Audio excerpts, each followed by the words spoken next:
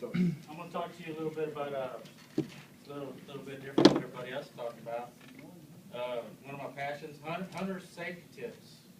I like to hunt. Yeah, it's one of my things I like to do when I'm away. It's one of my passions. Being out in nature cures the heart, mind, and soul to me. oh, yeah, that's right. Getting away from the city, staying off the traffic. Yeah. But even though it's a lot of fun, it's a fun passion, but there's a lot of safety to it. You're dealing with deadly firearms, whether it be shotguns, high-powered rifles, bow and arrows. Some people help with pistols. Hunting in the wilderness there's a lot of dangers hunting in the wilderness. You got to prepare for it. It takes planning, proper planning. Common sense a lot of times minimizes injuries, prevents them a lot of times. You got to plan. Depends where you're hunting. You got to go. You got different terrains. You got to plan on the weather, the clothing you're going to wear. They say you don't like Texas weather. It's bound to change pretty quick. Whether it's cold, 1 minute in the morning it's freezing 30 degrees. In the evening it's 80 degrees. I've done a lot of hunting with shotguns, high-power rifles. Whether you're hunting birds, deer, turkey, hogs. I'll give you a good example as far as preparing clothing. I went hunting in Stratford up in North Texas. I don't know if anybody knows where that's at. But I didn't prepare for this. We went hunting. We showed up that morning, and we had snow up to our ankles. And the pheasant hunt, if anybody's done it, you're walking all day long.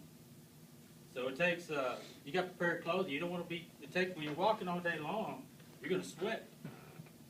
If you're wearing nothing but cotton, all that sweat's going to stick to your cotton clothing and get you sick, especially if you're walking all day long. So it's good to wear polyester clothing, depending on where you're hunting. That day I should have put polyester clothing instead of cotton. Get off that subject. There's different types of hunting. You go deer, if you're hunting deer or hogs with the bow, you got to prepare your deer stand up in the tree. Sometimes you climb 10 to 20 feet up in the tree. That's pretty high. When you're sitting up in the tree, you got to tie yourself off as if you're working on the scalp. On this point, you're sitting in a chair. It's easy to fall asleep, fall 20 feet, kill yourself. I don't know if y'all are familiar with Kid Caminiti. Yep. But that incident happened to him. He was drunk, stoned, whatever happened, fell asleep, almost broke his back, put him out of work for 2 years. Let's see, firearm safety. Treat the weapon as it's always loaded. Always. Don't ever point the rifle. Always keep pointing in a safe direction. Don't shoot the rifle. Don't load it until you're ready to shoot. Always, do not load it until you're ready to shoot. You gotta identify your target. A lot of times you're sitting out there in a deer stand, you identify some movement, you may think it's an animal, a deer or something. It could be another hunter walking through your property. You gotta identify the target.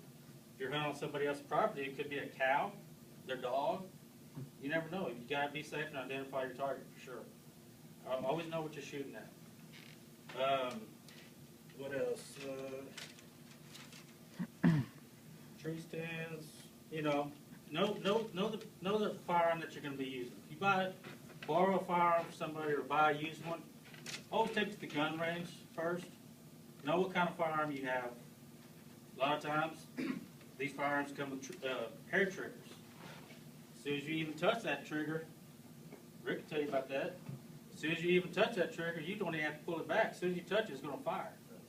So you got to be prepared to know what kind of weapon you're using, what kind of firearm, not a weapon. So definitely get to know your weapon and your firearms before using them. What about inspection? What's that? You're saying about inspection. Well, you got to inspect your firearm before you use it every year. My high-powered rifle's been locked away for almost 6 months. So before I start hunting again, I got to take it out to the range, make sure it's on sight, make sure it's shooting good. Always keep your firearms in a cool, dry place. You get them wet, don't clean them off. That's going to affect how it shoots, definitely. Safety. I mean, it's funny. It's one of my passions, but Good job.